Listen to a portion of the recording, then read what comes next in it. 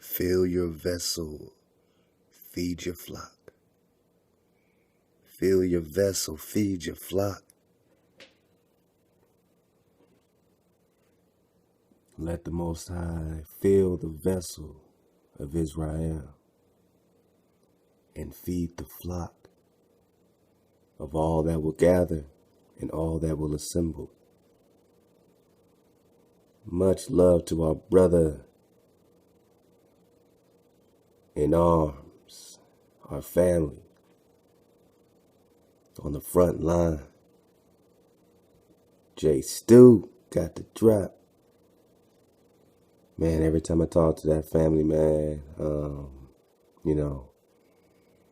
every time, man, I get that brother on the phone, man, it's like launching off into another stratosphere. It's a beautiful frequency. It's pure water. It's 432. Being in Zion, being in the wilderness, being with the trees.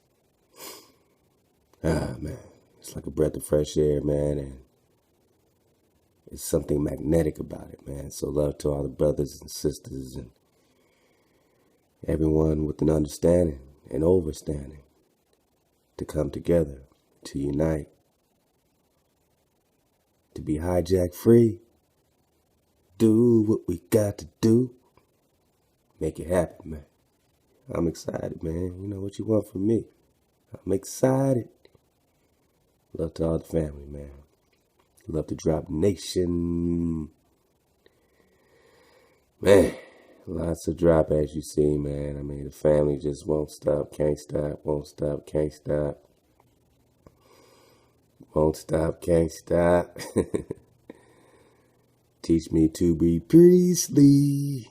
He's back with another one. The king got another one.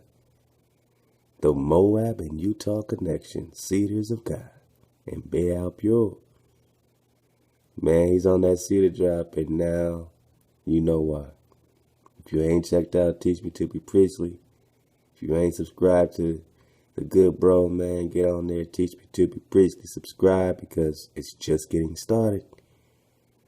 But let the brother just ride out his cedars, ride out the waves. I mean, when we talk about J. Stu, when we talk about the family, and, you know what I'm saying, being hijack free, this is what we're talking about. The good old days and the future. Your cities are an illusion. Your trees are coming back to life. Teach Me to Be Priestly, man. Get it started, man. We're going to get in this a little bit. Then we're going to have some fun, man. We're going to go back into that Oaz Bay. We're going to get into the book of the Ark of Bond. We're going to get into the Sun Law and the Cyrus and Moses and Israel, as told in this particular perspective, right? We're all trying to gather the perspective, and once we have foundation, this could be a complete demon-possessed book, but so has the NIV I grew up reading, right? So has the hijack of the Matthew and the Gospels, right? So when you're in 432, man, 440 has no power over you. You have the power to go into Hijack City and take out the babies. It's your duty to assemble the drop. And that's what we're doing. So we're going to get into this, get a little bit into this, Moses and the contemporaries of Moses and Egyptian law and the Great Spirit. But first, man, let's just get it on. Let's get it on real smooth with my bro. Teach Me to Be Priestly. Love to you, man. Thank you, man, so much for your dedication and immense scholarship, man. We are cracking these layers down. We are Drop Nation together. Get your rain boots. It's time to teach me to be priestly. Take it away. What's going on? It's your boy Teach back. with another video, man. We got some powerful information for y'all today. You know what I'm saying? So we want to give all thanks and praise to the Most High for this. You know, for this another uncovery for the team for Drop Nation. Drop Nation. You know what I'm saying? Hope everybody's doing good out there. Hope everybody enjoying themselves. But yeah, I'm coming to y'all today with some information about Moab. You know, it's possible correlations to Utah. You know what I'm saying? And as well as you know, somewhere we might need to be in these end days. So you definitely gonna want to catch this. You know what I'm saying? So watch the whole video, man. Don't sit up there and leave now and then be writing comments, you know what I'm saying, about something that I might have touched on, you know what I'm saying? So rock with me. I need y'all to catch this whole joint right here. Let's go. Because I'm gonna tell you, I have some questions about Utah in regards to like what is placed in our journey, in our movement, in our exodus, you know what I'm saying? Because I hear a lot of people talk about Utah, you know what I'm saying? The brother Lex Will, you know what I'm saying? He big on the Utah part, but I think I'm finally starting to understand what is coming into play. So if you got these same questions, hopefully this video right here help you out. So without further ado, we're gonna get into the drop. Let's go. Let's go. Yeah, man. So you know, I was telling my bro, man, it ain't over with them Cedars. You feel what I'm saying? Come on. I feel like I still got some more work to do with these Cedars, man. These Cedars been taking the place. You know what I'm saying? So over here, shout out to the sis, man, Styles by Nita, man, because I'm gonna tell you, when I first started on this little particular hunt for information, man, it was when I was strolling through the sister's videos. You know what I'm saying? Because shouts out to the sis, man. She got some man, love to Styles by Nina. And you know what I'm saying? We do, and we bring what we bring. And you see how instrumental the big picture is. You see how influential the big picture is. Man, so that's what we do. I'm proud of everybody surfing this way. Wonderful information on the page, as well as she had she shared both of my videos, you know what I'm saying, put them straight up on the page. So give all thanks and praise to the Most High for that. You know what I'm saying? But it was a video I had seen. Let me scroll down, see if I can find it. Rock with me.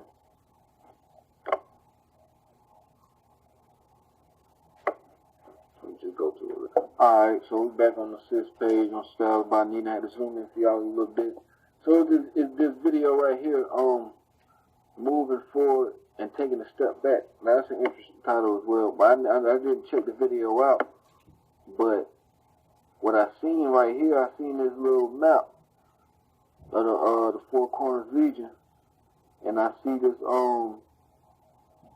place right here called Cedar City. And I say, dang, so Utah got a Cedar City too? You know what I'm saying? So that's what kind of sparked a couple things. So check this out. Alright, so continuing on with some of the brothers drop, you know what I'm saying, about the places in Deuteronomy 34 and their correlation to certain places in Utah. So we're just going to get a little bit of that. So it say, and Moses went up from the plains of Moab unto the mountain of Nebo, to the top of Pisgah, that is over against Jericho, and the Lord showed him all the land of Gilead unto Dan. Right? So this is all crazy because, okay, you got a Moab, Utah. Right?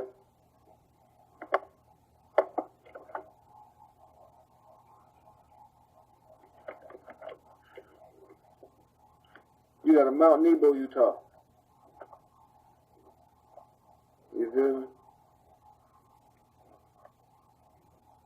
As well, you got the Pisgah, Utah, the Mount Pisgah, Utah. Okay, then you got a Jericho, Utah. You feel me? So, just about all these places right here in this verse, you can find them places in Utah. But not only that, let's see what else you can find in Utah. Alright, so you got a Cedar City, Utah. Let's click on that real quick. Get the Wikipedia page for that. Cedar City is in Iron County, Utah. Let's see what, just to give y'all a little background on it. The site is known as Fort Cedar or Cedar City, so it's a Fort Cedar in Cedar City. It says, I'm gonna jump like to right here. It says the completion of a railroad connection to Cedar City in 1923 established the area as a tourism gateway to nearby Bryce Canyon National Park, Zion National Park. That's another thing. There's a Zion National Park in Utah. I was big on that. I'm not gonna click on it. They say, and the Grand Canyon National Park, in addition to the Cedar Breaks National Monument. So they got a Cedar Breaks National Monument in Utah as well. Cedar City continues to be the center of tourism, commercial development, and education and the arts in southwestern Utah. So in addition to that, you got a Cedar Valley, Utah. In Utah, you got a place called Cedar Valley. You see it right next to Cedar Fort or maybe Cedar City. I don't know if that's the same place, but let's check something out.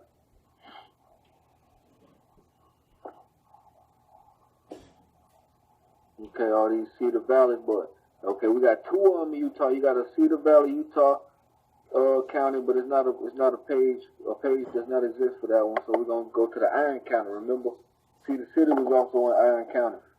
It says the Cedar Valley of Iron County, Utah, a long valley located on the southeast of the county, against the Hurricane Cliffs, which border the Cedar Mountains. Look at that. They got Cedar Mountains in Utah. The Cedar Valley borders the southeast of the Escalante Desert and its north and northwest. Cedar City, Utah lies in the valley center and east at the foothills of Hurricane Cliff. Yeah, man, crazy these places. Man, look at this right here. The historic trail traverses the Cedar Valley from Enoch. You even got an Enoch, Utah. So now with all these places in Utah that bear these biblical Moabite names, as well as the Cedar valleys and the Cedar cities and stuff like that, relating to like what I uncovered in the last video, the Shittim wood, the incorruptible wood, which they say cedar is also an incorruptible wood. But not only that, man, you right here, you got a place in Utah called Cedar Mountains. You got Cedar Mountains, Utah. So let's check that out. It says Cedar Mountains of Tooele County, Utah. The mountain range located in the country's east, bordering the east section of the Great Salt Lake Desert on the range west and southwest flanks. The range contains the Cedar Mountain Wilderness. Damn, look at that. And lies between Skull Valley on its east and southeast and the Great Salt Lake Desert on its west. So the Cedar Mountain Wilderness is located in northwestern Utah, just south of Interstate 80. The vegetation on the upper elevations of the Cedar Mountains is dominated by junipers, referred to as cedars by early pioneers. So look at that, man. You got Cedar Mountains, Cedar Mountain Wilderness, all right here in Utah. So let's dive into some of this Moabite information. Let's go. All right, so we're going to be coming out the King James Bible right here in Numbers 20, chapter 25. And it reads, I'm going to read the first verse. It says, and Israel abode in Shittim, and the people began to commit whoredom in Moab. So for y'all who might have not have caught my cedar drop, I'm going to go ahead and hit you with, some of the Shittim translations. Okay, over here in the East Sword, we're going to go to Exodus chapter 25, verses. Man, y'all gotta really just kind of take your hat off right quick, man, and just, you know what I'm saying, all praise the Creator, you know what I mean, for the energy He's raised up in this time, man. I mean, these are folks, man, that know where to put their passion for the Most High, for the revealing, for the gathering, not the scattering, man. You see how focused this bro is, man? He is hitting, he's running right up the gut. Bolo. Right up the gut, man. So, teach me, Tippy Priestley, man. I'm riding with you, bro. Surfing the wave. Let's go. 10. It says, in the ark of Shittim wood. And he said, they shall make an ark of Shittim wood, right? Jump down. Verse 13. and thou shalt make staves of shittim wood.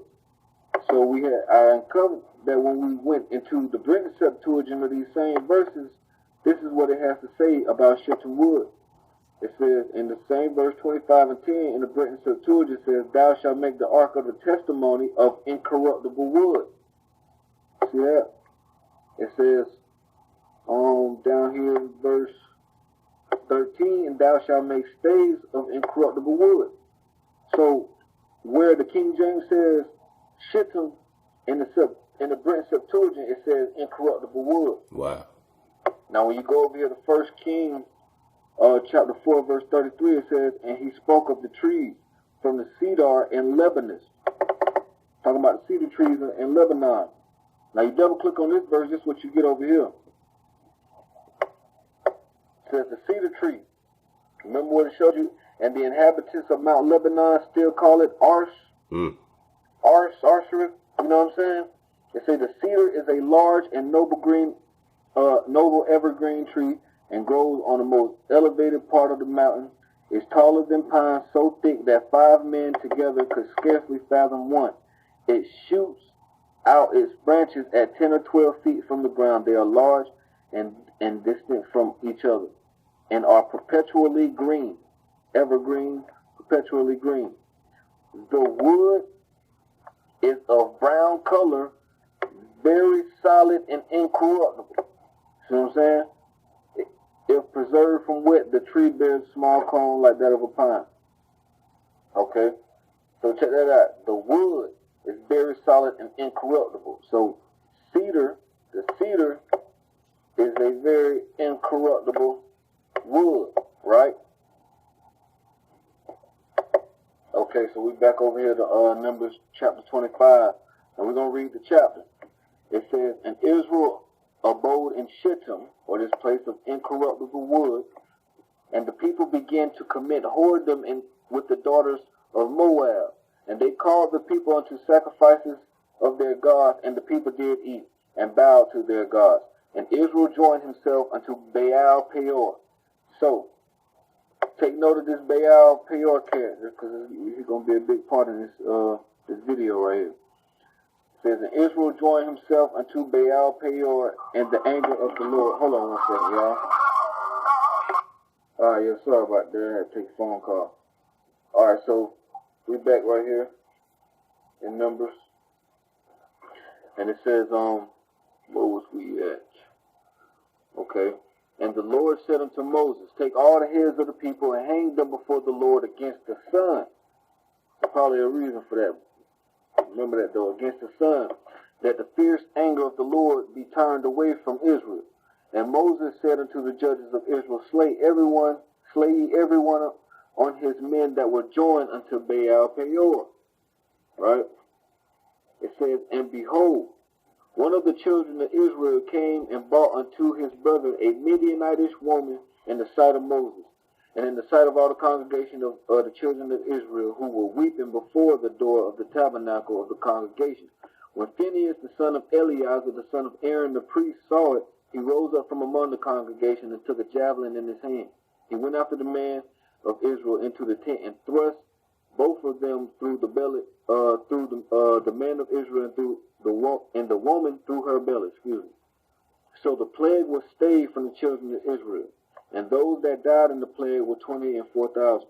And the Lord spake unto Moses, saying, Phinehas, the son of Eleazar, the son of Aaron the priest, have turned my wrath away from the children of Israel, while he was zealous for my sake among them, that I consume not the children of Israel in my jealousy.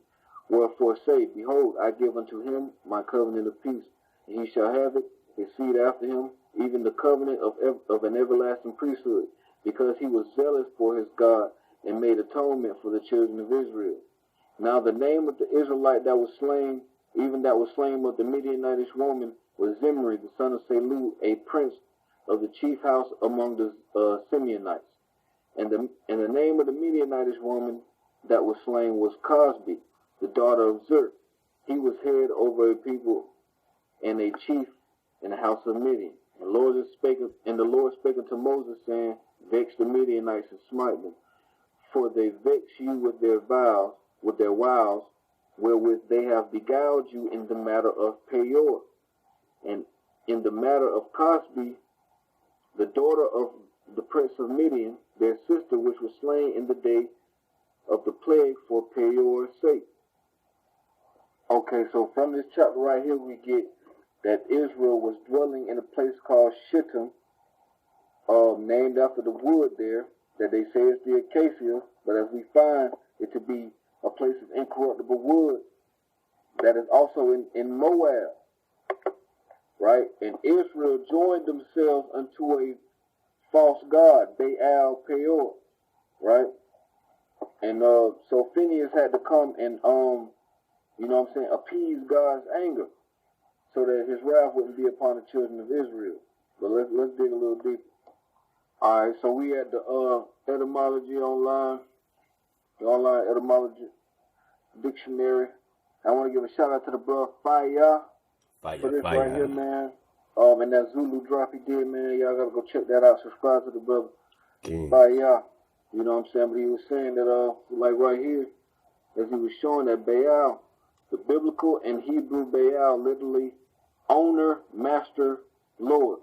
Like the bro Fia was saying, that this was a title that was given really to any false god that the Hebrew Israelites was under.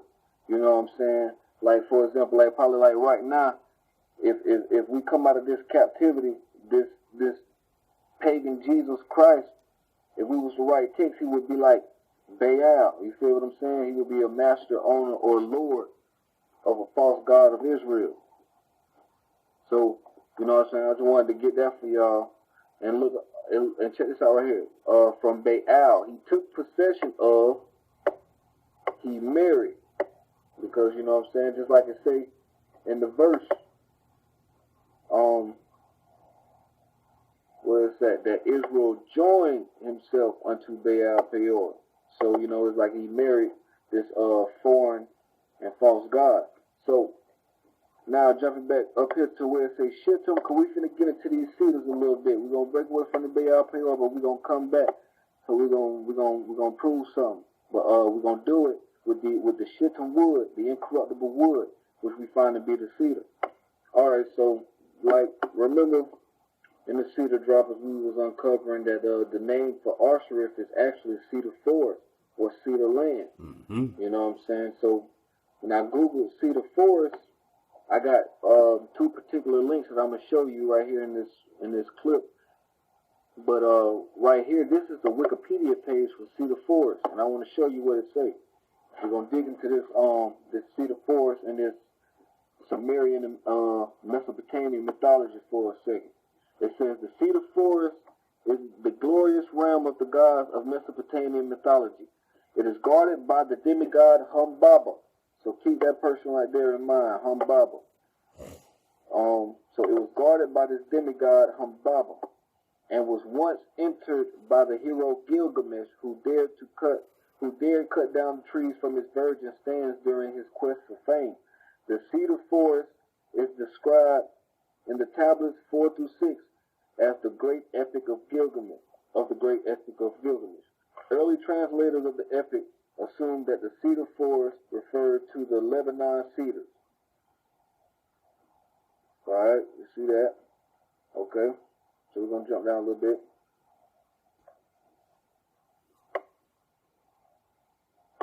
Okay, it says Tablet 4 in the Epic of Gilgamesh. Tablet 4 tells the story of the journey to the Cedar Forest. On each day of the sixth-day journey, Gilgamesh prays to Shamash. So Gilgamesh prays to this person right here, Shamash. Remember that. It's going to come in play.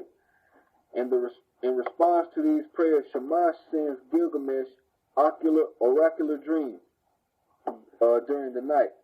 The first is not preserved. In the second, Gilgamesh dreams that he wrestles a great bull that splits the ground with his breath. Enkidu interprets the dream of Gilgamesh. The dream means that Shamash, the bull, will protect Gilgamesh. And the third, so y'all can dig on this right here. You know what I'm saying? The Epic of Gilgamesh, talking about the epic through the Cedar Forests that was guarded by the demon Humbaba, and as well as Gilgamesh being a prophet or servant of this god Shemesh. So we're going to jump down a little bit. Okay, so up here, right here, it says, at the entrance to the cedar forest, Gilgamesh begins to quake with fear. He prays to Shamash, reminding him that he had promised Ninth Son that he would be safe. Shamash calls down from heaven, ordering him to enter the forest because Humbaba is not wearing his armor. The demon Humbaba, so Humbaba is a demon, check that out, wears 7 coats of armor, but now he is only wearing 1. So he is particularly vulnerable.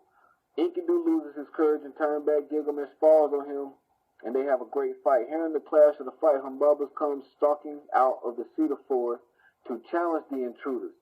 A large part of the tablet is missing here. On the one part of the tablet still remaining, Gilgamesh convinced Enkidu that they should stand together against the demon.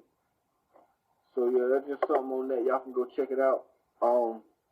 Right here, I'm gonna just catch this. It says Gilgamesh and Enkidu cut down the cedar forest, in the particular the tallest of the cedar trees, to make a great cedar gate in the city of Nippur. They built a raft out of cedar and floated down the Euphrates to their city. Because remember, you know what I'm saying, the 10 tribes of Israel even crossed the Euphrates to get to Ashra for place to see it. So it would make sense, you know what I'm saying, that from a cedar forest, you know what I'm saying, they was able to float down to the Euphrates to their city. Alright, so scrolling down a little bit on this page, it says, you see this right here where it says, see also Cedars of God. We're going to click on that. It say the Cedars of God. Just right quick, it just reminded me, and I hope that I can pull this up quickly. The Euphrates.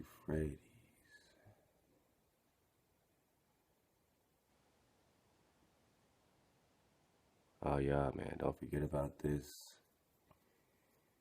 Voynich manuscript. No one has been apparently able to translate it. It apparently was written by Prester John. People have gone insane trying to figure it out. We're going to dig on it. It says it's written in an Indian Hebraic. You know what I'm saying? So we're going to get on that. Right quick, let's get this.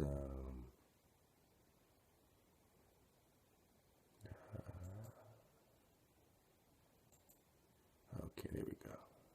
Euphrates.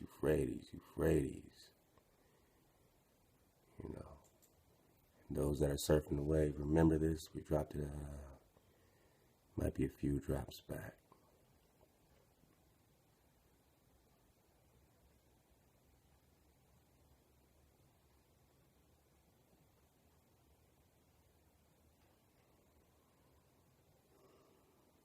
All right.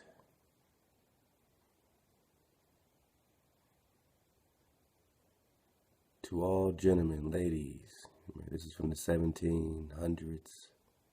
This is somebody an explorer in New Amsterdam, in the Dutch colony of New Amsterdam, which is New York City, writing back to the other world beyond the partition. To all gentlemen, ladies, burghers, merchants, and furthermore to all lovers of animals to come and see this rarity. So they are advertising what's over here, which many writers say does not exist anywhere in the world. It has been captured with great difficulty and cost in the river Euphrates in America. I know. You know what I'm saying? We're triggered. We got these words. Euphrates, Mesopotamia. Well, you know, Mesopotamia, Samaria. And, you know, I can keep going and go back to our map to show you where Samaria is literally, matter of fact.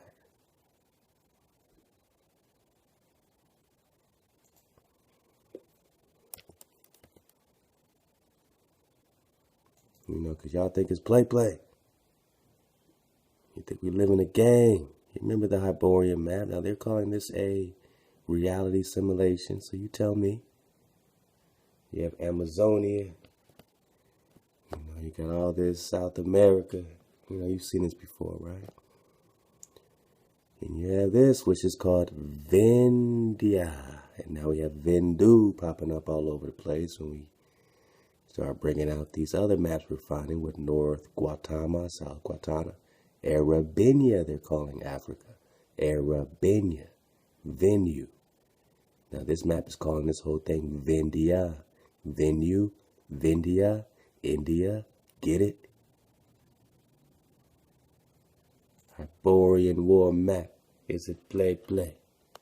Alright, so all I'm saying is you got your Kim and your Kush and your Shem and all these lands and territories over here, Amazonia, the Black Kingdoms. You have Punt, you have Zimbabwe, you have Iranistan, you have Shem, like I said, you got picked land, let's not forget. Divided into 12 sections, 12 tribes, 12 sections. And right next to that, so I guess this would be synonymous with what, California over here, whatnot. All right, so what's this? Samaria. I didn't catch this until a lot later, but they spell it Cimmaria, Samaria. Now this, according to my estimation, would be right around where, Utah would be. The Four Corners would be, I guess, around this area here, right? So they're calling that same area where your Four Corners are Samaria. Samaria, where it's divided into northern clans and southern clans. Sumerian heartland. Do you know the correlation between Samaria and Mesopotamia? And do you know what this Moab Udall situation is all about? And what oh what are we talking about when we talk about the Euphrates? The river Euphrates. River Euphrates in America. Then they try to clear it up and say, well, this is probably an error. The Euphrates is far.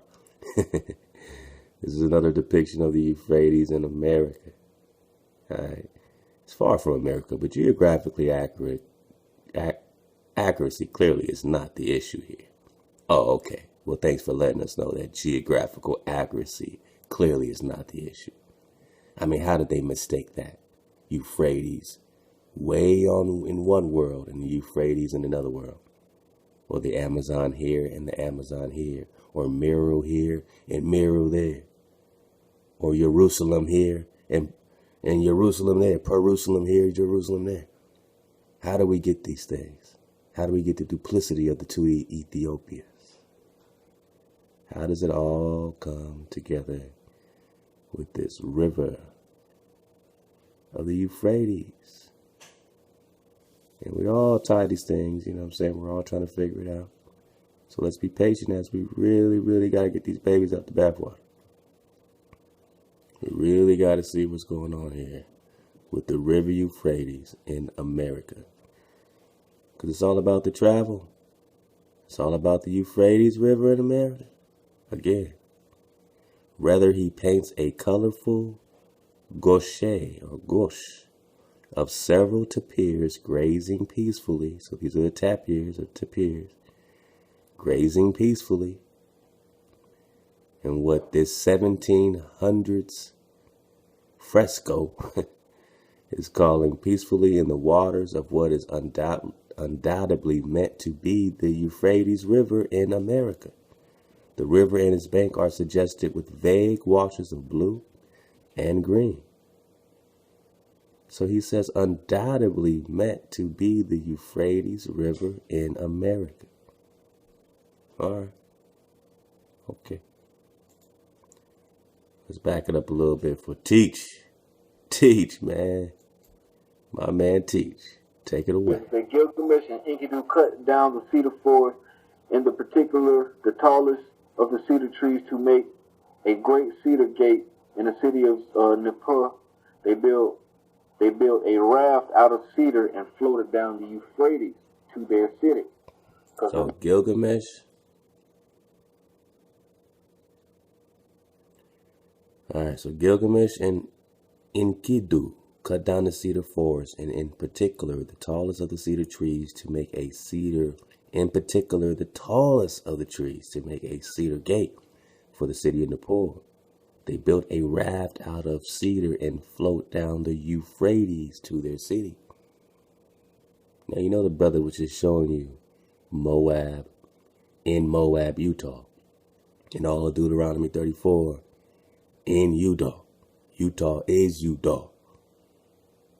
And now we talk about these Euphrates, and we just got the drop of the Euphrates in America, so don't act like it's play.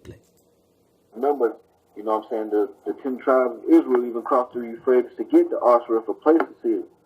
So it would make sense, you know what I'm saying, that from the cedar forest, you know what I'm saying, they was able to float down to the Euphrates to their city. Which city is that if they're crossing the Euphrates in America? Alright, so scrolling down a little bit on this page, you see this right here where it says, see also Cedars of God. We're going to click on that. It say the Cedars of God, or the Cedars of the Lord. Look, Ars Aram is one of the last vestiges of the cedars of the extensive forest of the Lebanon cedar that once thrived across Mount Lebanon in ancient times. Their timber was exploited by the Phoenicians, Egyptians, Assyrians, Babylonians, Persians, Romans, Israelites, and Turks. Look at that. And the wood is prized by Egyptians for shipbuilding, and the Ottoman Empire used cedars for railway construction. All right, let's jump down a little bit. Say the mountains of Lebanon once shaded by thick cedar trees. Okay. You can dig on all that. They say, look, check this out. This forest, once protected by the Sumerian god Enlil, was completely bared of its trees when humans entered its grounds around 4,000 years. Okay.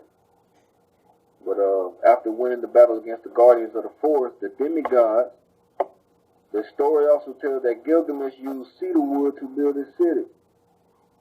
Okay, you got some more information over here, right here, about cedar, but I want to jump down a little bit. Exploitation of cedar woods led to a decrease in the number of cedar trees in Lebanon. Y'all can dig on this, you know what I'm saying? I'm just skimming through it because I want to give y'all the little drop pieces out of it. Say Lebanon is widely known for its cedar tree history. It say this case on the slopes of Mount Macmel over the tower over the Kadesh Valley, where the cedars of God are found. So by the Kadesha Valley, the cedars of God are found. Let's click on this Kadesha Valley for a second. Kadesha Valley. Holy, sometimes called Holy Valley, because you know in the Hebrew, Kadesh means holy, right? Okay, right here. It says the holy river, Nahar Kadesha, runs through the valley for 35 kilometers. I guess it's kilometers. From its source in a cave grotto, a little way before the forest of the cedars of God. Right, that's what we were reading about. The Kadesha Valley is near the forest of the cedar of God. So the Holy Valley is near the cedar forest or the cedars of God. Survivors of the ancient cedars of Lebanon. The forest is said to contain 375 trees, Lebanon cedar. It's described in ancient works on botany as the oldest tree in the world. It was admired by the Israelites, who brought it to their land to build the first and second temples in Jerusalem. Historical sources report that famous cedar forests beginning to... Okay. So it's something else we want to get up out of here. Check this out. It say early Christian communities fleeing persecution found refuge in Kadesha, right? Since the early centuries of Christianity, the Holy Valley has served a refuge for those in search of solitude. So check that out, man. You know what I'm saying? Because they might need to do the same for us. You don't know. Let's keep going. Now, in regards to all this with the Holy Valley being right next to the Cedars of God, and things of that nature. I'm gonna see if I'm gonna just click on Forest of the Cedars of God, and it'll take you right back to the Cedars of God page.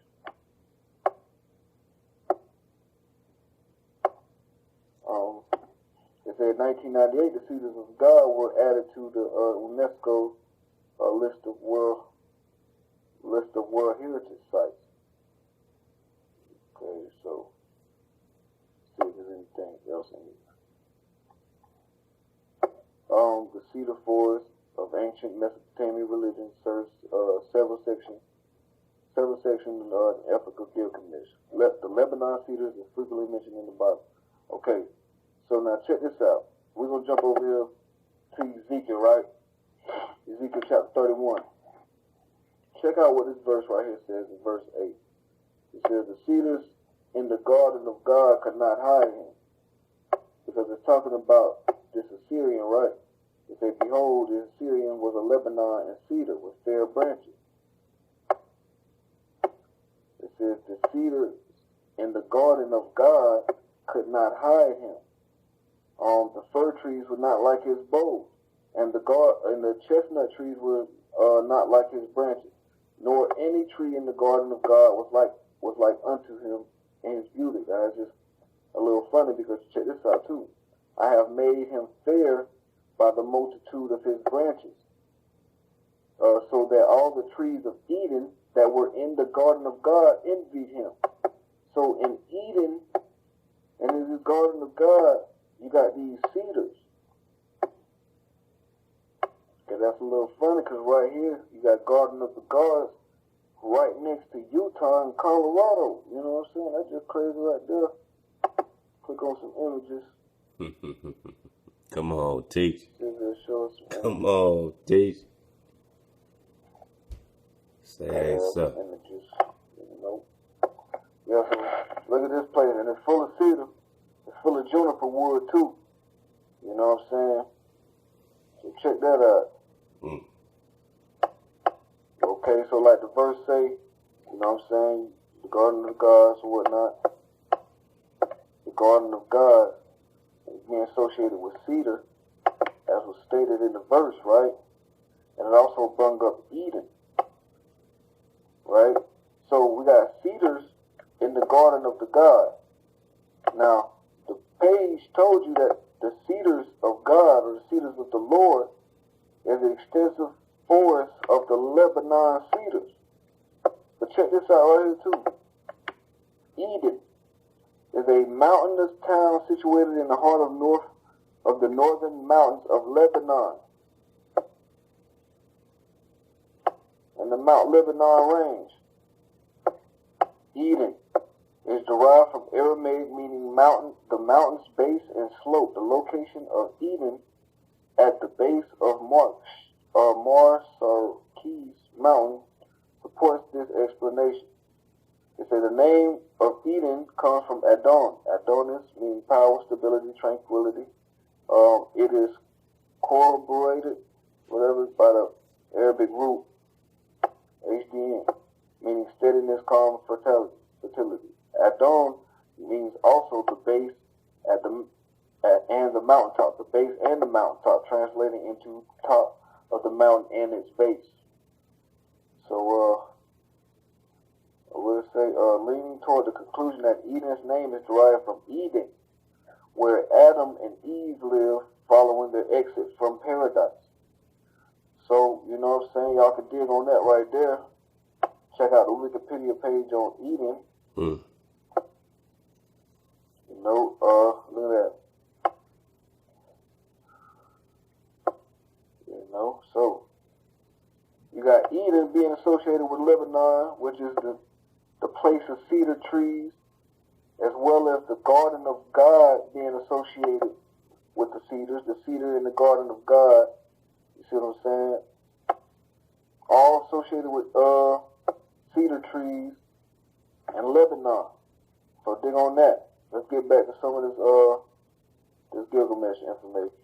All right, man. Appreciate y'all for rocking with me so far, man. This is where it Keep started going, to get man. real Doing a great good. job, bro. You know what I'm saying? When these pieces starting to fall together a little bit.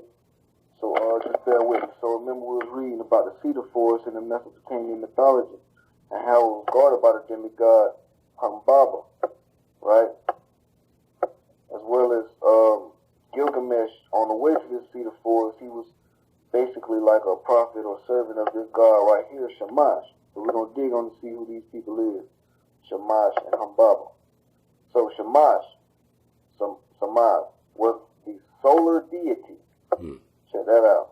Solar deity. That's basically a sun god. See what I'm saying? That's sun god. So the solar deity or sun god in ancient Semitic religion corresponding to the Sumerian god Utu. So check that out. Okay, Shamash was also the god of justice in Babylon and Assyria. All right, let's see if there's anything else we need to get on him from this particular page. And just right quick, I'm gonna try to flow with you, bro. You know I did. Very rarely do I really have a plan. If y'all don't notice, I really do surf the wave with y'all. You know what I'm saying? So I'm inspired by Drop Nation, every drop we do. So it just so happens that what he's dropping on coincides with exactly what we was getting out of this OSB. Let's just get into it, man. We're on page 529. Let's see. Actually, the page numbers are different here. Let's see. We're on page 506, man. Pull it up, man. Let's get it.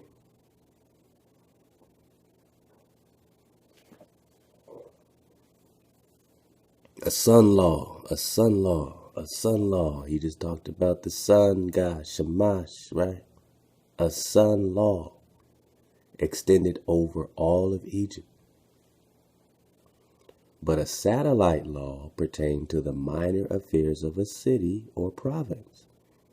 All right, so in Egypt you had sun laws and satellite laws.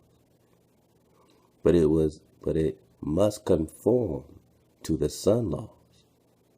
For in those days the spirits of darkness taught that the sun once whirled so fast it cast off its outer extreme. So in those days, in this Egypt, or this Atlantean philosophy, the sun was going so fast that it hurled off its skin, became the earth and moon and stars. And this was the accepted philosophy of the learned Egyptians of that period. All right, so if the sun is going that fast, where it's hurling off things like the earth and moon, then how is it that we rotate around the sun? If the sun is moving that fast, if NASA says 540,000 miles per hour, how do we catch up to it to make a circle around it? And if you can make a circle around it, how do you break it from off that and then go behind it while spinning on a wobble? Confusion. And this was the accepted philosophy of the learned Egyptians at that time, because the world's run in circles according to their philosophy. The circle was the highest measure. I remember the circle and the cross that Thoth was talking about in Emerald Tablet 8, in the Emerald Tablets, or sun measure, that's the circle. And the diameter of the circle was called the Ode, O-D-E, a Phoenician word signifying short measure. And this name, Ode, was applied to the Israelites in satire. All right, so this was applied to the Israelites as a demeaning type of thing, calling them a short measure. Was applied to the Israelites in satire, as the Anglo-Saxon word odious or odious is used to this day. But the Israelites made sweet songs and called them odes also. So although it was used as satire against the Israelites, they still made sweet songs and called them odes also. Among the sun laws were the following: the god of gods, i.e. Osiris. Is that Shamash? I think Osiris or Thoth is Shamash. I mean, I'm just gonna go for it. But the god of gods, i.e. Osiris, decreed, whoso boweth not to me shall not partake of me, says Osiris, the sun god. Behold, mine is the sign of the circle. Mine enemies shall not receive great learning. Negro, because Osiris and Thoth and them Atlanteans hijacked you, you were never given a law to receive great learning even today. They shall not hold sun places, be employers. So they can't even hold no place, right? But be as servants only all their lives, according to your Osiris. You see, if you ain't on the sun law, and how do you break the sun law? And these signs shall discover them, if they worship not me, but the Great Spirit. So if you are worshiping the Creator, the energy above the firmament, beyond the boundary and the barrier, the firmament that they cannot pass, the barrier that Thoth runs from in circles, away from the hounds of the barrier that move in angles, angels that move in angles, angels move in angles. If they deny that the Creator is the image of a man, Jesus is God. He's the image of a man. That's Osiris. If they deny that the Creator is the image of a man, or if they circumcise, right? If they circumcise. So if you circumcise according to your law and will not serve as soldiers. So if you circumcise and you won't serve as soldiers in Osiris's army, then your possessions, their possessions, are forfeited already, nor shall they possess houses in their own names, nor send their children to schools, nor they shall be, for they shall be servants and the servants of servants forever. Under Egyptian law, it was accounted a sufficient crime of idolatry to worship the Great Spirit. You see how they call you pagans for worshiping the Creator all throughout the dumb Diversas? Because they bring you Christ, because they bring you a hijack, because they bring you something between you and your Creator by worshiping the Great Spirit, the Creator of the sacred trees. That's a crime of idolatry against them. The same thing the Romans did, the same thing the Greeks did. All this is Thoth. All this is Atlantis hijacking you over and over. Aren't you tired of being hijacked? Aren't you tired of Atlantis? Aren't you tired of Osiris's law? Hey, the Great Spirit that the Israelites were not even admitted to the courts to be tried for an offense, but fell under the jurisdiction of the master for whom they labored, and his judgments were unappealable. So breaking these laws and worshiping their Creator, man, they were tried for an offense. They were not even admitted to the courts to be tried for an offense, but fell under the jurisdiction of the master for whom they labor. So no, you don't get no trial. Just get your ass whooped or die, or you die. Verse 18, now at the time of the birth of Moses, all right, so the brother was just kicking the drop on Moses and Baal pure, you know what I'm saying? So you can see how we're synced up. Because this thing is 1,000 pages long, and I just happened to pull out some on the same Moses and Son laws, and he's talking about Moses and Son laws, and he's doing cedar drop about your sacred trees. So we are all connected on this wave. Now, at the time of the birth of Moses, there were in Egypt 13 millions of inhabitants, and of these 4 millions were faithists, what they call faithists, because they worship the Creator, or Israelites, more or less. For among the Israelites, not all were of full faith, but many to shirk the rigors of sun laws, profess to be worshippers.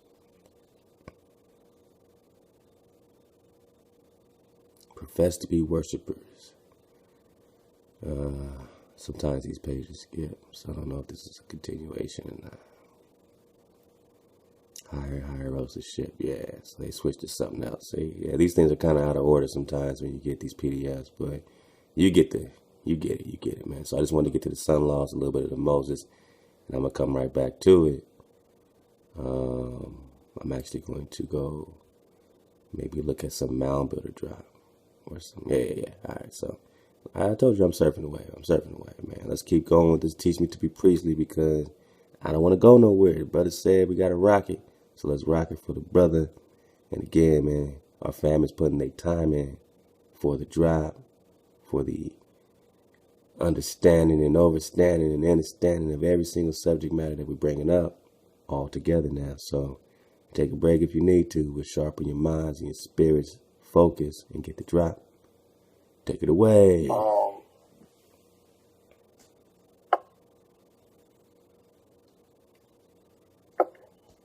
Another reference to Shamash is the Babylonian epic of Gilgamesh. You see, Gilgamesh received dreams from Shamash, which Enkidu interprets. Shamash gifted the hero Gilgamesh 3 weapons. Alright, so let's jump to Humbaba. Okay, so in the ancient Mesopotamian religion, Humbaba, also spelled Humwawa, and surnamed the Terrible, was a monstrous giant of immemorial age raised by Utu the sun, or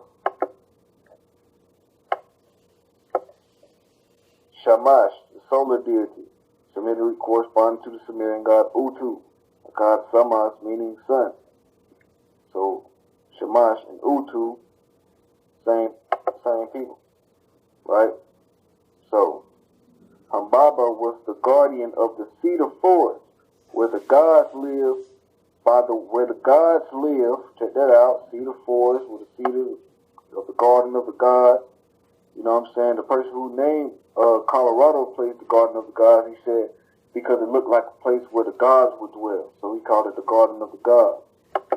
But anyway, so by the will of the god Enlil, who assigned Humbaba as a terror to human beings. Okay, down here in the description it says, his face is that of a lion. He looks at someone, it is the look of death. Humbaba's roar is a flood. His mouth is death and his breath is fire. He can hear 100 leagues away any wrestling in his forest. Who would go down into his forest? Okay, so y'all dig on that. Let me see if there's anything. I think this might be important. He has paws of a lion and his body is covered with thorny scales. His feet had the claws of a vulture. On his head were the horns of a wild bull. His tail and phallus each ended in a snake's head. Okay. So right here is talking about the demise of when the epic of Gilgamesh and Enkidu coming into the forest, fighting the giant and basically, slaughtering them.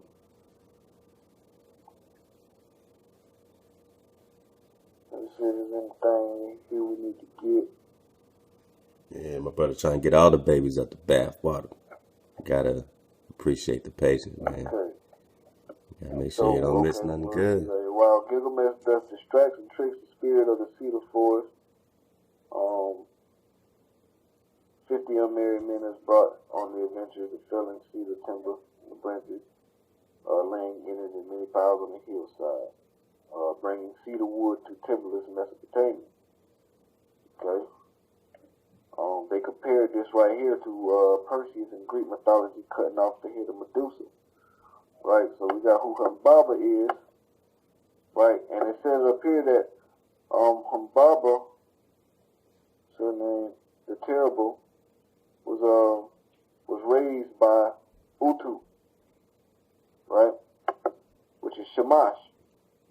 So let's click on that. Utu, Sumerian, sun, Assyro-Babylonian Shamash, right? Sun.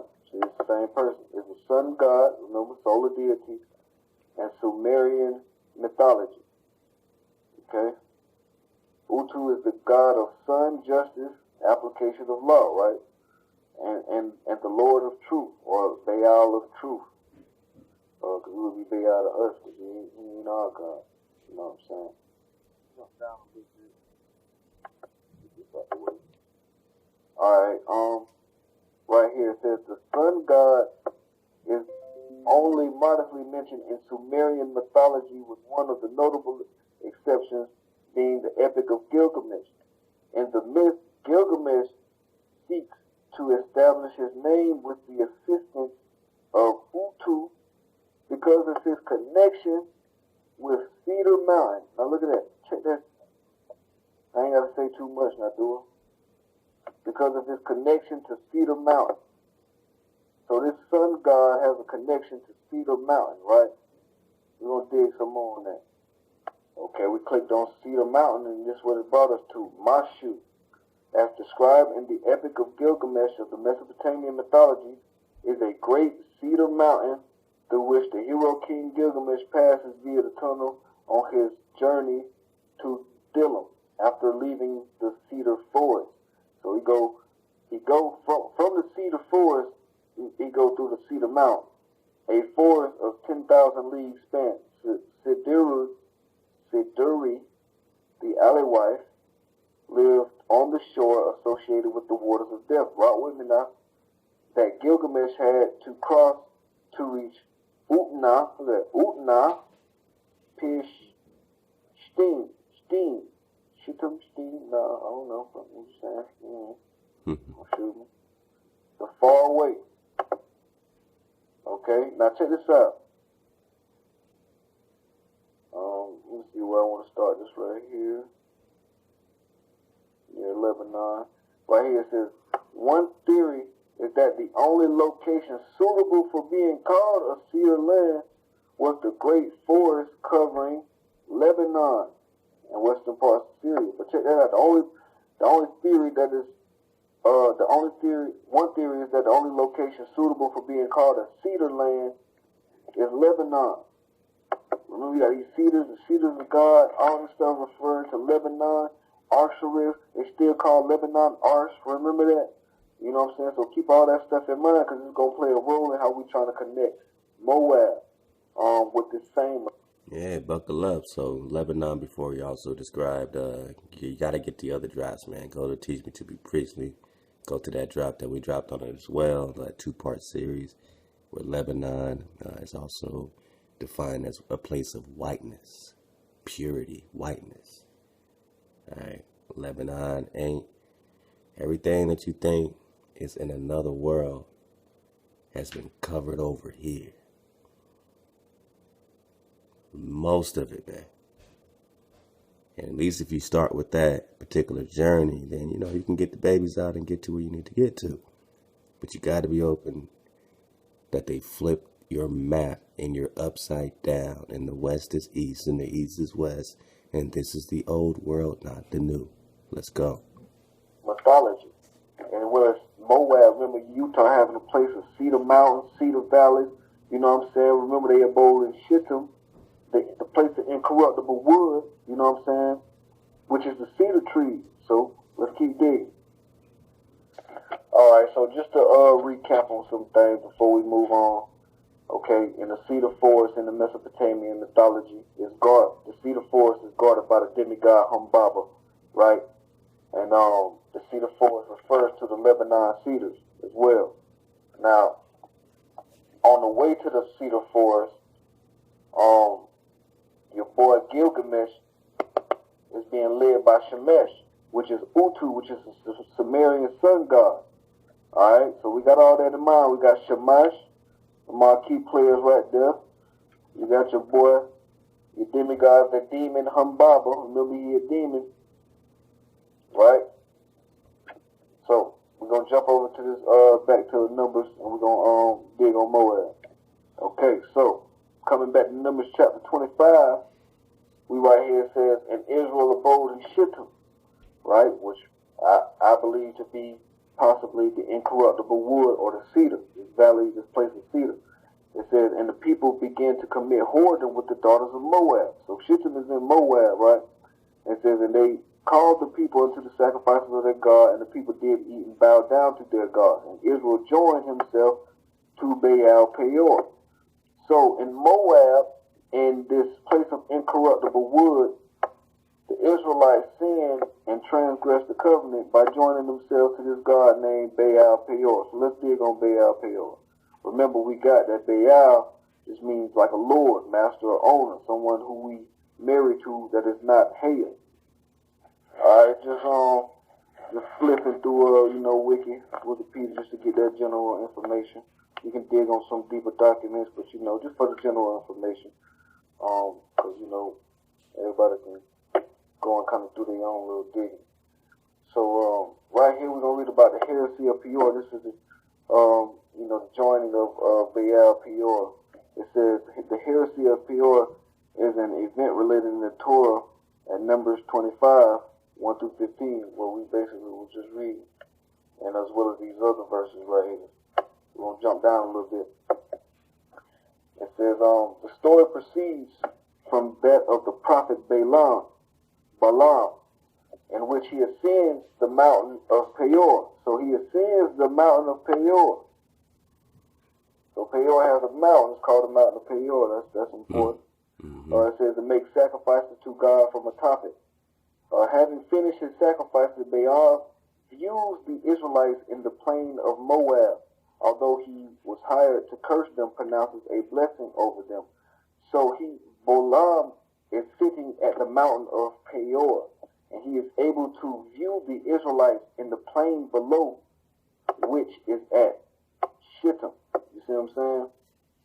So he's viewing them while they in Shittim, and he was hired by Balak, king of Moab, to curse them, but instead he ended up blessing them and prophesying their blessed nature and destruction of Moab. So, just jumping down a little bit, it says, according to the Torah, the Israelites, after spending a short time in the plain of Moab, began to involve themselves with the Moabite women, right? And that's what happened right in Shittim. It says they begin to commit whoredom with the daughters of Moab. Okay, so keep rocking with me. Rock with them. Where we at?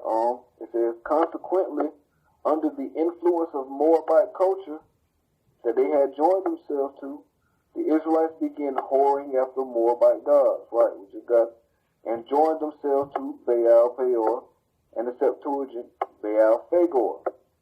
A Baal, a lord, master, or owner associated with the Mount Peor, associated with this mountain right here that Baal went up to. Alright? So y'all can dig a little bit on the rest of that. So we're going to jump down into this Baal Peor tab. Now this is where it get crazy. This is where it get rocky. Now check me out. These and the biblical references are the only ancient records referring to Baal Peor. There is no way of knowing whether Baal Peor was identical with any other Baal, of which there were several, or was a local god of Mount Peor. But check this out. Later commentators tend to suppose that this god might be identical with Chemosh. Look at that. Who is called the god of Chemosh, who is called the god of Moab in other biblical texts. Sometimes speculate that the cult of Baal Peor was very licentious, meaning sexual and just wicked, you know what I'm saying? But so they're connecting Baal Peor to Chemosh. Now, don't that sound a little bit familiar? But Chemosh is the god of Moab. We're going to dig into it a little bit more because it's going to specify who they talking about. We're going to jump down right here. We're going to jump down to this Balaam tab. It says, while Balaam is described as a son of Beor with a B, he's described as a son of Beor with a B, is never himself identified. The close phonetic similarity to Peor with the P is noticeable to speakers of English, although there is insignificant similarity in the Hebrew to sustain this claim. But if Beor and Peor are one and the same, then the son of Beor merely identifies Balaam as being a prophet of Baal Peor. Balaam, but wouldn't that make sense, right? Because what we just read up here, the prophet Balaam ascends to the mountain of Peor and makes sacrifices to the god. So, just jumping back down, it says Balaam is described as building altars at several of the high places of Moab, including at Peor, without even criticizing any Moabite religion occurring at those locations. Entirely plausible if Balaam was a prophet of the Moabite god. See what I'm saying? Entirely plausible. Later in the Bible, with the account of the war of the Midianites, Balaam is described as being amongst those killed for the heresy of Peor. So Balaam is amongst those killed for committing the heresy of Peor. Just basically like, what the Israelites did, implying that Baal was one of those who had joined himself to Baal Peor. Now check this out. An archaeological find from 1967 from Deir Allah in Jordan produced an ancient inscription written in red and black ink on plastered walls. That red and black ink on plastered walls, telling about the hitherto unknown prophecy from the Book of Balaam. Book of Balaam. I know mine's got a little Book of Balaam, don't it? The Chilling Balaam or something like that. Balaam. Anyway, foretelling. Check this out right here. Foretelling destruction for disobedience to the God. Balaam, though still a son of Beor, and this narrative is a prophet of Shemesh, the Semitic sun god. The word Shemesh is the Hebrew word for sun, which in Arabic is Shams.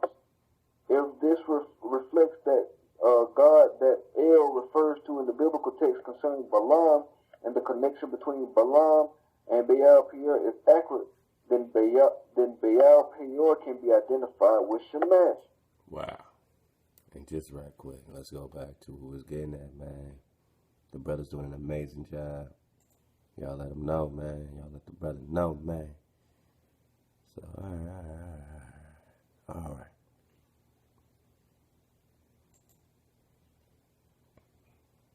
I mean, where y'all want to pick up with this sun god stuff? God Osiris. All right. Yeah, this thing skips all over the place. But we're going to get a good little chunk right here. Whatever listed as soldiers and otherwise cognitive in the ways of men for the sake of favor. So right here, verse 19. For which reason the sun king, Pharaoh, feared the time might come when the Israelites might revolt against the sun laws. So we have this sun god, Shamash. Sun god, sun laws, Osiris, Thoth, Atlantis, heliocentric, let's go, or become soldiers and confederate with foreign kingdoms for the overthrow of Egyptian dynasty. All right, excuse me. It's a lot. It's a lot. It's a lot. It's been a lot of drop. I need a break. Y'all gotta give me a break. All right, so the Israelites might revolt against the sun laws or become soldiers or confederate with the foreign kingdoms for the overthrow of the Egyptian dynasty. For more than 300 years, the god Baal Pure, Baal and the dragon, same god. You see how we're linked up. So for more than 300 years, the god Baal and the goddess Asheroth, Baal and Asheroth always have kingdoms next to each other, had driven the foreign kingdoms to war, and in consequence of these wars, the faiths, or the creator spirit's energy, had fled into Egypt, and even accepted servitude rather than being slain elsewhere. So they became servants in Egypt, the faithless, the Israelites.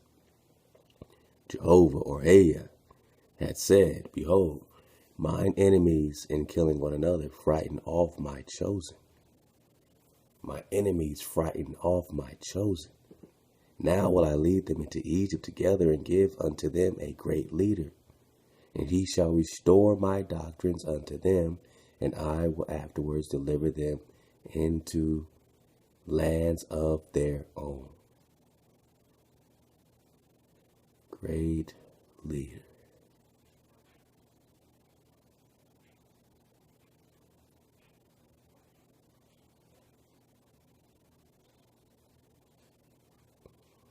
Now, after some days, and when the search had been completed and no way discovered as to the master of the child's ingress, the king issued a decree commanding 1,000 Israelitish male children to be put to death.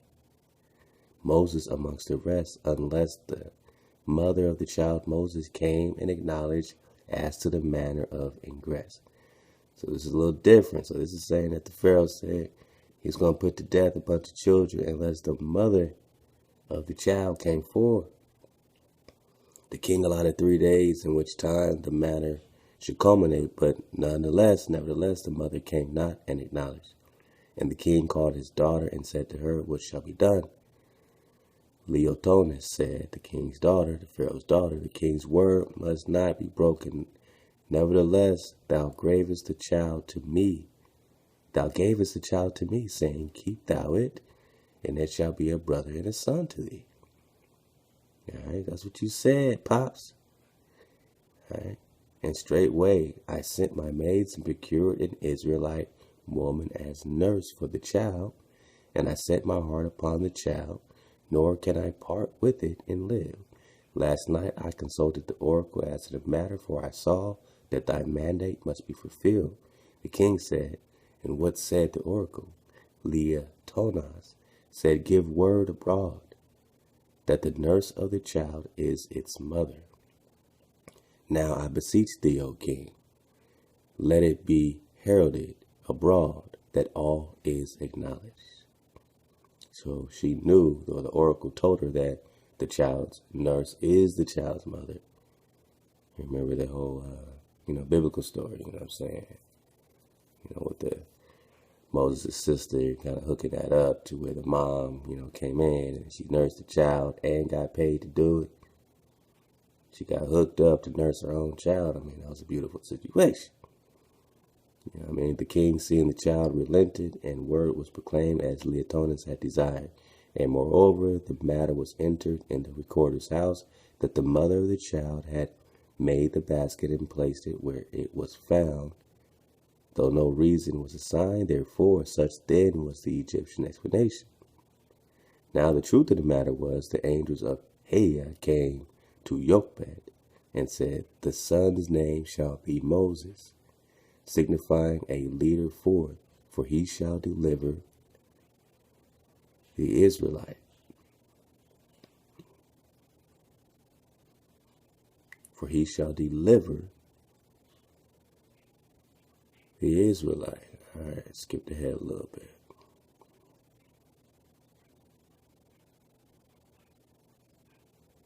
See where it left us off. Yeah, we're looking at different types of PDFs on this because, stuff has been switched around all over the place, man. So it's like you got to get the babies out. Certain things match up with this. You got to be real patient sometimes when you run into these ancient joints, man. To the ones, man.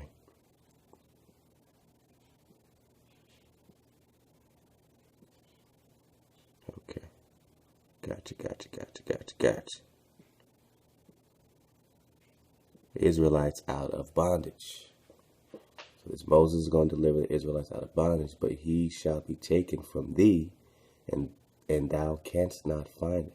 For the angels of Aya will deliver him into Leotonis' hands. and she shall adopt him as her brother and son, and bestow upon him the education of a prince. So Jochebed feared, for it was in those days, male children of Israelitish parentage were outlawed, nor could any man be punished for slaying them. And Jochebed prayed Heah, saying, This will be done, O Heah, but for I know thy hand is upon my son. But I beseech thee, Father, that I may come to the princess, and be her nurse for the child. The angel of Heah said, Swear thou before Heah, thou wilt not betray to the child that thou art his mother. Jochebed said, Though I be commanded by the king, yet will I not own that I am the mother. So Jochebed is the mother of Moshe. And it will be thy will, O Heah. And Heah's angels fashioned a basket and carried the child. All right, so this is giving you some drop. Where it was found by Leotonas and her maids, and Leotonas, seeing it was a Hebrew child, commanded one of her maids to go and bring an Israelitish woman to nurse it. So right away, even by looking at the baby, she knew he was an Israelite, a negro.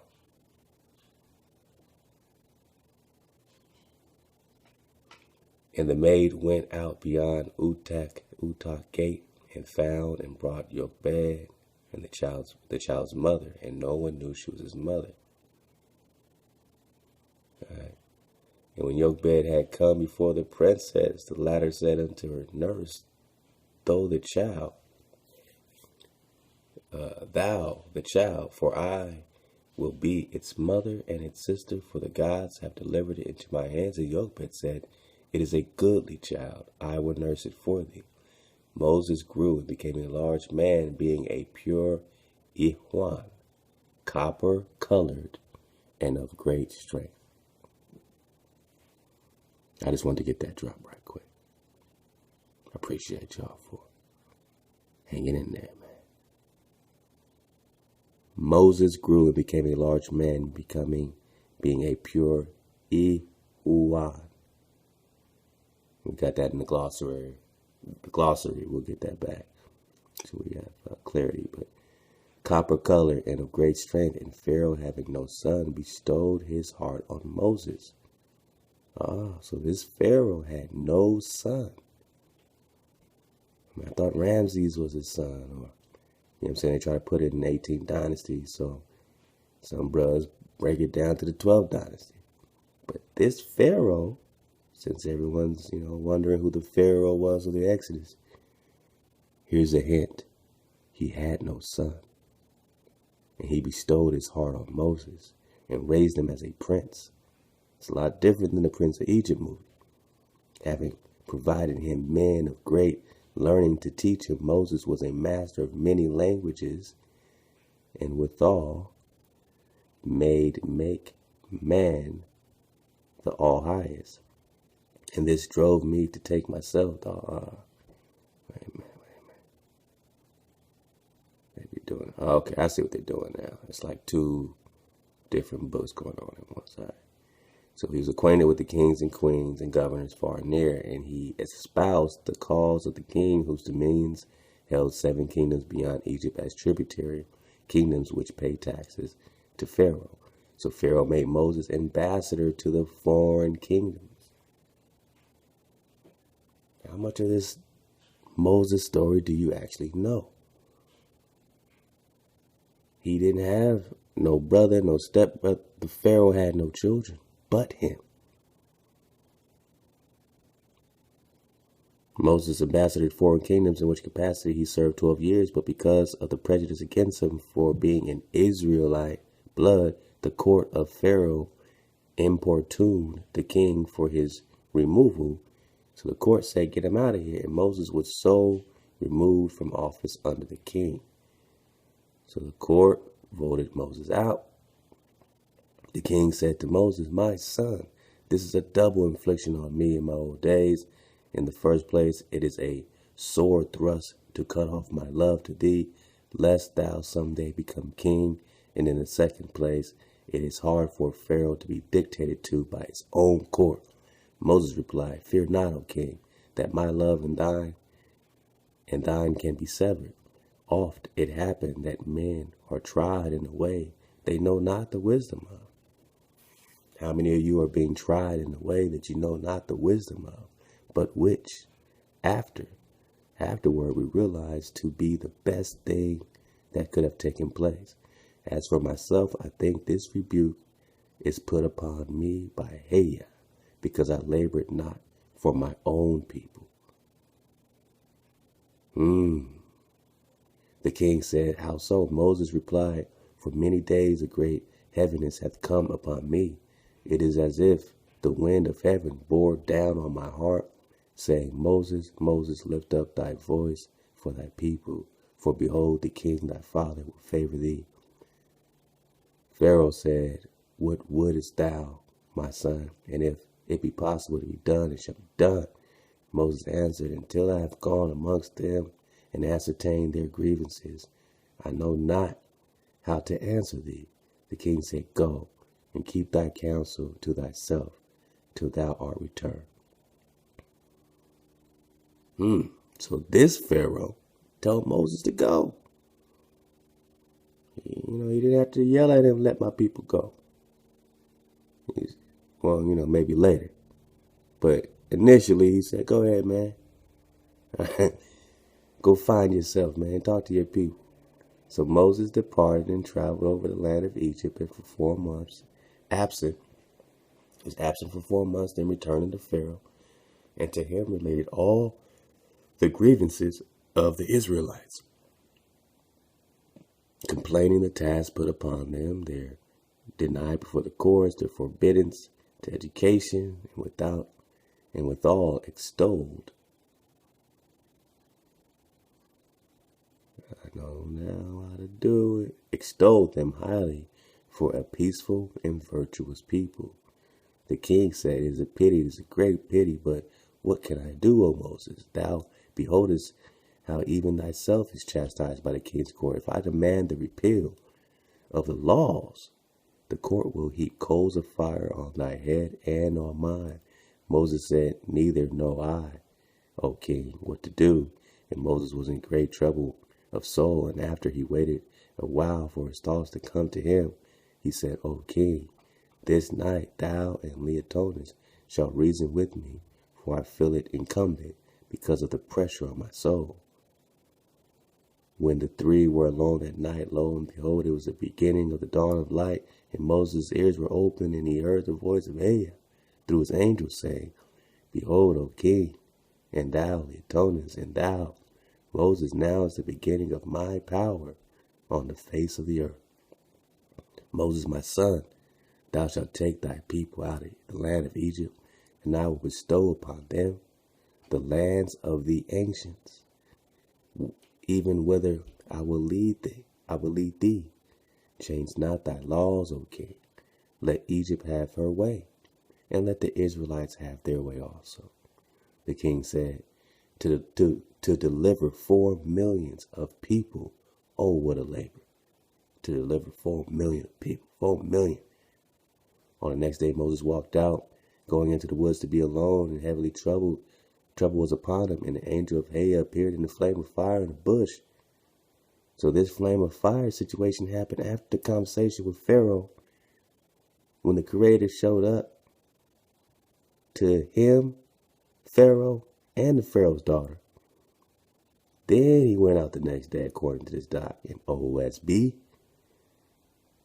Then he saw the flame of the burning bush. Moses, my son, and Moses saw that the bush was not burned, and he said, Here am I. I heard thy voice. And the voice said, I am the God of Abraham, Isaac, and Jacob. Moses said, What wouldst thou? The voice said, Go thou once more among thy people, and say, Thou, I, Moses, am come to deliver you out of Egypt and into an inheritance which shall be your own. Moses said, My people ask me, But what authority speakest thou? What then shall I answer? The voice answered, Say to them, I am. Heya sent me. The establishment I am to be established. I am sent me. Hey, hey. And if they question further, saying, thou hast a deceiving spirit like the Egyptians, then, only then, shall thou say to them, how can ye distinguish one spirit from another? And they will say, whoso laboreth for himself will deceive us. And thou shalt say to them, whosoever hath faith in Hey, let him give up all, even as I do, and let them follow me. For if a multitude go forth in faith in the Father, then will the Father provide unto them. For this is the meaning of faith, from which ye were named Israelites. All right, then it goes into Moses and his brother. So here we go, the multitude. So first we have to gather and assemble into a multitude. Then we go forth in faith in the name of the Creator. Then will the Creator provide for us. And that is the way and the meaning of faith. So let's go back and make our dismount with my man Teach Me to Be Priestly. He's been doing a wonderful job. We'll definitely, if we don't finish it now, I think we only have a few more minutes, so we'll get a little bit more of this, and then we'll definitely finish on the next part, man, because this is a wonderful series. But y'all go check it out anyway. I just like to rock with it because it always is right in time, right in sync with exactly the wave that's going on, man. In the lesson for everybody. So love to Teach Me to Be Priestly. Let's so make check a that dismount. out, man. Come on now. Come on. The Israelites abiding in Shittim, this place of incorruptible wood, begin to commit whoredom with the daughters of Moab. Right? They joined themselves to Baal Peor. Okay? But we just read Baal Peor is Shemesh. Right? Baal Peor can be identified with Shemesh. Or even up here, Chemosh. Who is that? Remember the cedar forest in Mesopotamian mythology? Yeah, Shemesh, who is also Utu. Remember, he put your boy Hambaba right there to guard the cedar forest. You see what I'm saying? So is it possible that when the Israelites was boating in Shittim or the cedar forest, that they began to commit whoredom with the god of the cedar forest? Baal Peor, the god of the cedar forest. Come on. Is who? Shemesh. He places Hambaba there to do Hambaba. Let's get it real quick. Hambaba was the guardian of the cedar forest. Was a monstrous giant of immemorable age raised by Utu, the sun. Click on Utu. Which is, you know what I'm saying? Going through it real fast. Utu, sun. Assyrio-Babylonian Shemesh, sun, the sun god in Samaria. So in the place of cedar, in Shittim, they joined to Baal Peor, which is the god of the cedar forest that placed the demon there, right? Shemesh, he placed Hambaba, and as we read, Chemosh, then Baal Peor can be identified as Shemesh. Remember in Utah, what I showed you, you got Cedar Valley, you got Cedar Mountain, remember? And it's crazy because you got Utah and then there's Utah and Utu. Moab. Man, it's going crazy. Let's go. Remember Mashu? Utu, remember Utu? He had direct connection to the Cedar Mountain. Let me get it for you real fast. I know I'm skipping around, y'all. Just bear with me, man, because it's just crazy. Okay, so if Utu is Shemesh, right? This person, Gilgamesh, seeks to establish his name with the assistance of Utu because of his connection with Cedar Mountain. Okay, now that's crazy, right?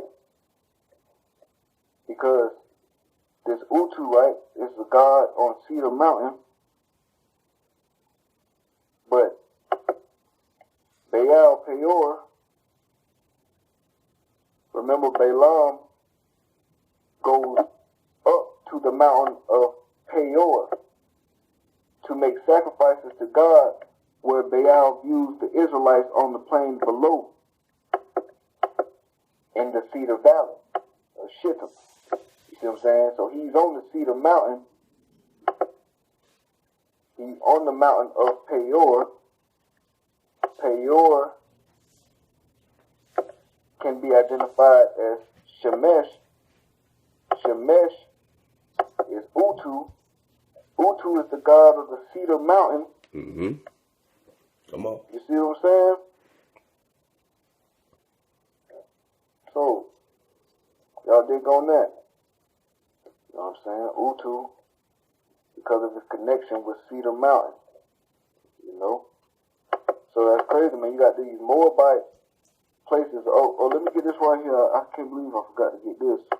Mm-hmm. Okay, so let's say this is just a little bit on the Cedar Forest,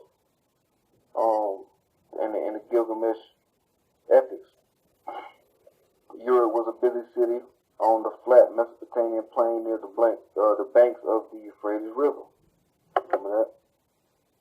You know what I'm saying? They could bring back some wood from the cedar forest. Cedar wood was special for many reasons. Cedar trees grew very tall and straight. Long timbers could be used for roof beams and doors in temples and palaces. The wood was good for building because it lasted many, many years without decaying. Bang. Basically displaying a incorruptible wood. The rich smell of the cedar wood in the palaces and the temples was very pleasant because it's also an incense. So, man, y'all dig on that, man. The cedar, you know what I'm saying? The cedar drop is crazy because now we can see that these Moabite gods are the gods of the Sumerian culture. But the gods of the Sumerian culture are gods of the cedar forest. You see what I'm saying? These Moabite gods are the gods that the Israelites joined themselves to as Shittim, but they always telling us that Shittim is the acacia meadows. Okay, just to even show you, I'm gonna go right here. This verse is on. Yeah, man. So I know where I stopped, man. I'm at 51:45. So I know I got a good 25 minutes. We're gonna probably start with that next time, man. Our next little 1-2. You know what I mean? But y'all go check it out already. Teach Me to Be Priestly if you want the epic dismount. If not, we're gonna get it. But I want to make a dismount, man. Love to my man AD, man, out in Davis. He's been digging in on this, man, and he hit me up like, man, you gotta read this, man, you gotta. And it was near what I was reading. It was like 10 chapters ahead of what I dropped in the Book of Esdras last time. The Book of Esdras. I think we started at like chapter 50 or so. We just belly flopped that bad boy. But the king, AD, man, he had it about 10 chapters up. I just want to get it right quick for you.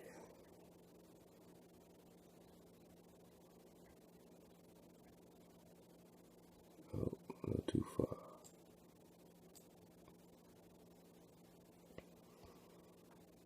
All right. So this Louis Mon, it's Thoth, man. Thoth comes.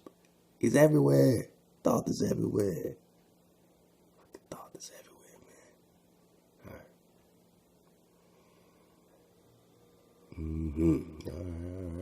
I kind of like it right here. If we're going to do it. So we got that Baal. You know what I mean? We got Baal with his army. 3,000 angel warriors. Established himself in the city of Roma. Okay, look that up. Roma. Is that Rome? Man, you know they had to lock on Rome. Here it is. That is Byzantium, Constantinople, Rome, Turkey, Mazaka, Mosak, come on, Khazaria.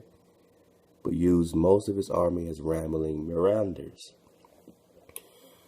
Now when Louis Mon, All right, this is in the Book of Esther. It's about chapter 40, I believe. Page 725. Pull it up. The other two triumvirs. Now, when Louis, he's like one of the principal cats, man. Jamming everybody up. They also call him Christ. All right. That the other two triumvirs had taken new names falsely, and that they had gained power thereby, he resolved to adopt for himself the names Lord and God. So Louis Mang then adopted himself Lord and God. See the hijack? Thoth, his chief warrior angel, fighting against Baal. They were having wars.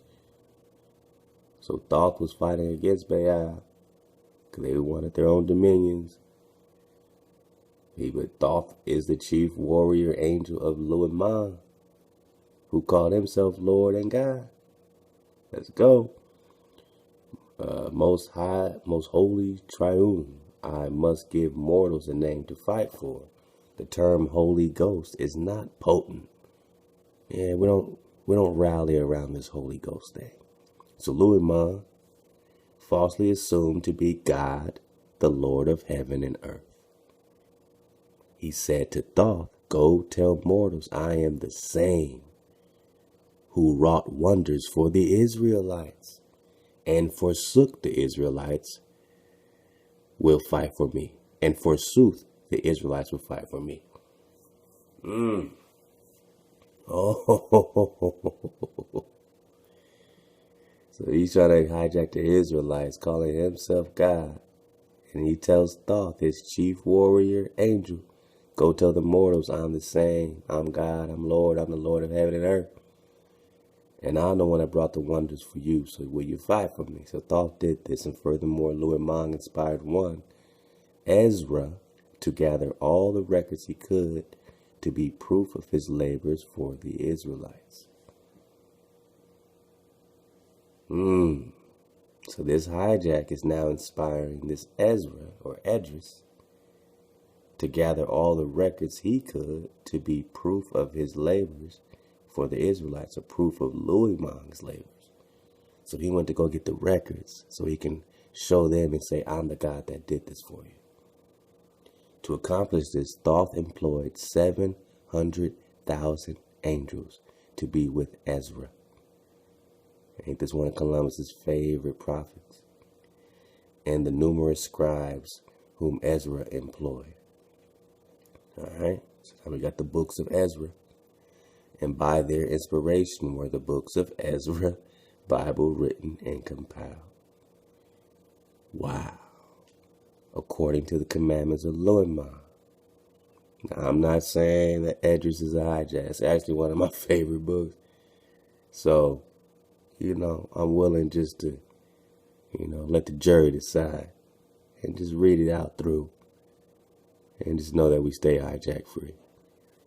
But we definitely got to put everything on the chopping block when it comes to truth and hear what everybody got to say and research it and use the spirit and the power of discernment that the Creator's given us now. So Thoth, according to the OSB, Words of Jehovah and Angel Ambassadors, right? So you got these 700,000 angels to be with Ezra and the numerous scribes whom Ezra employed. By their inspiration were the books of Ezra, Bible written and compiled according to the commandments of Louis Mang. And there were thus collected 72 books, and they were put on file in the king's library in Jerusalem.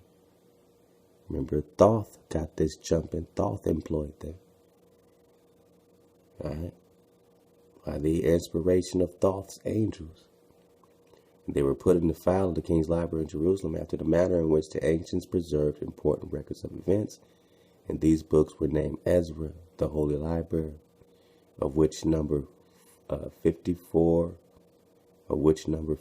remain to this day.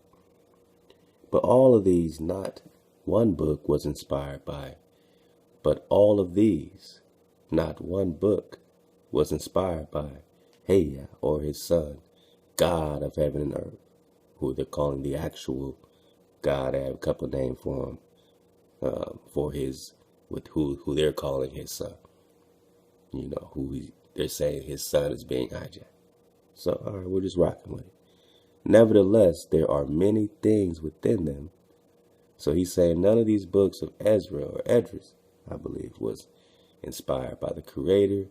Nevertheless, there are many things within them that were of Heya and his angels, the babies in the bathwater.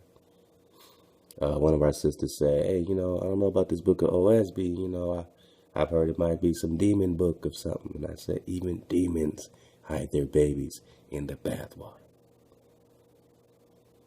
And that is so true, because that's what they do. It's part of their rituals. They always hide the truth. You got to be able to have discernment to pull them out and the foundation to do so. All praise the Creator for this time. Nevertheless, there are many things within them, many things, many babies in the bathwater that were of Heya and his angels, albeit, though they were put on record by men and interpreted by men. Louis Mong in these things sinneth not against Heya, for he did not cause his own name, Louis Mong, to be made worshipful. All right, so according to this interpretation,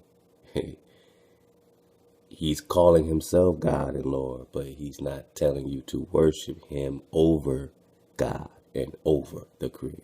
He's mimicking it, so it's less of a sin to him.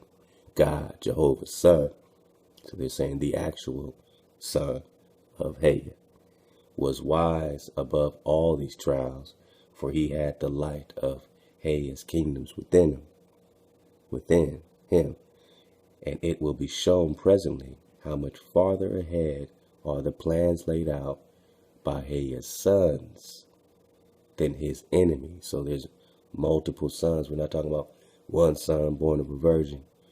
We're talking about sons of God, daughters of Heya. Now we know when we read scripture and it says Israel's my only begotten son, we don't get that twisted, because we're talking about energy. We're talking about frequency. We're talking about vibration. We're talking about being the image, the frequency of the Creator here on earth. For everything that is above the firmament, we know what we know, and we'll know more when it's time to know more. But when it comes to this land and your land here, you are the actual energy and signature, and no one can come close to that, which is why they all formed a confederacy against you. Because Pharaoh persecuted the Israelites.